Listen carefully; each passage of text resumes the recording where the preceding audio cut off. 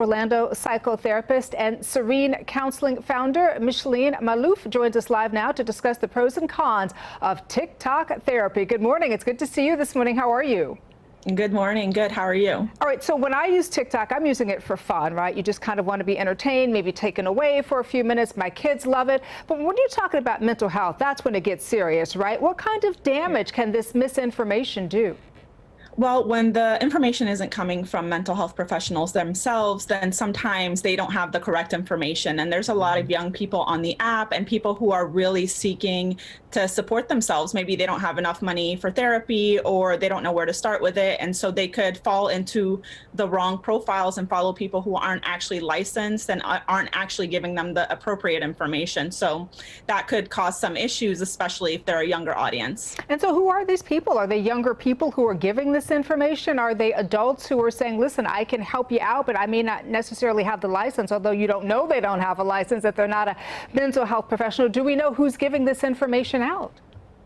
There's a combination. There is therapists on there, which obviously are the reliable sources, but then you have life coaches, which there's no oversight for life coaches in the United States. There's also just young people who are interested in psychology that may be doing some Google searches and finding out some information that isn't necessarily accurate and then presenting it, because those types of videos tend to go viral just because they're interesting. And a lot of people are really interested in psychology in general.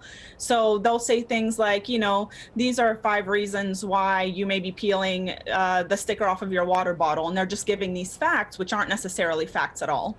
So let's talk about how we can decipher, right, these facts and fiction. I mean, can we decipher what's real and what's not real? How can we do that? Well, I think professionals, we don't ever say these are facts, because in psychology and in mental health, there aren't facts. There are situations, and things can be different based on your age, your gender, your experience in life and what you've been through. So psychology professionals will never say, mental health professionals will never be giving out facts. Usually we're giving out information like, hey, these might be 5 signs of anxiety, or maybe some tips to handle the anxiety. Usually we're also saying in our profiles, so if you go to the profiles, you'll see most of the therapists that are reliable or psychologists will have their full name and will also have that they are a licensed therapist. You can also verify the licenses because that is public record. So if you're not sure if somebody is a professional or not, you can go online and search for their credentials, and you should be able to find them. You know, I don't know if you've noticed this, but I've noticed there's been kind of less of a stigma, right, attached to the discussion of mental health, which I think is an amazing thing. I think that is so good. And also with TikTok, how has that actually helped maybe probably even kind of open the door and open up the discussion of mental health, especially among young people? I think, honestly, it has been such a great tool, especially when there's professionals on there. So I remember when the pandemic first started, a bunch of us just joined TikTok and started giving information, which has been super helpful. We get messages all the time saying, hey, I never knew this was what I was struggling with. I didn't know that anxiety could feel this way. I didn't know depression could feel this way. I've got tons of messages saying, you're the reason, or another therapist is the reason that I reached out for help, and I am now taking care of my mental health. So I think it can be a very powerful tool in ending the stigma, spreading awareness, and helping people take that first step into finding a therapist for themselves.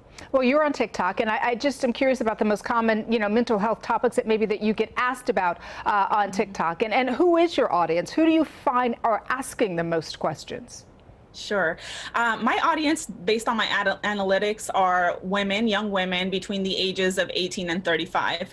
And they are asking questions about anxiety, about depression, about different symptoms they're having. I think a lot of people think that they're struggling alone, and they're not aware that other people experience similar symptoms. And I think what they're asking is to feel like they're part of something, to feel like their symptoms are not just for themselves. They're not struggling on their own. And so they're asking questions that are, about what does it mean if I feel this way, or what does it look like to have anxiety if I can still go to work all the time, or I can still go to school, but I just don't feel okay.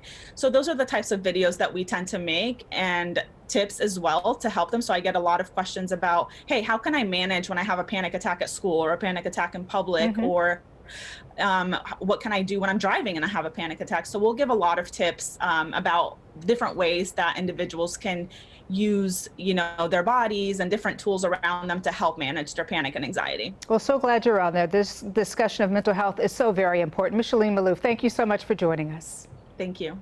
I appreciate you. The time right now is 9:15. Jamie, good morning.